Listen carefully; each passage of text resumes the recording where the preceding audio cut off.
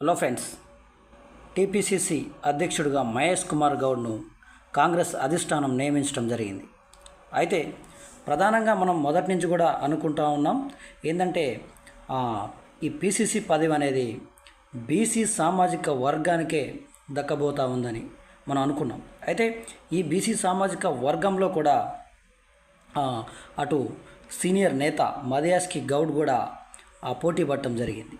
అదేవిధంగా ముఖ్యంగా ఈ ఎస్సీ సామాజిక వర్గం, ఎస్టీ సామాజిక వర్గం కూడా పీసీసీ పదవి కోసం పోటీ పడటం జరిగింది. అయితే ఎస్సీ సామాజిక వర్గంలో అటు లక్ష్మణ్ కానీ సంపత్ కుమార్ కానీ పోటీ పడ్డారు. అయితే ఎస్టీ సామాజిక వర్గంలో బలరాం నాయక్ కూడా పోటీ పడటం జరిగింది. అయితే వీటన్నిటిని దృష్టిలో పెట్టుకొని ముఖ్యంగా కాంగ్రెస్ అధిష్టానం అంటే సమన్యాయం పాటించాలనే ఉద్దేశంలో ముఖ్యంగా బీసీలకు ఈ పదవి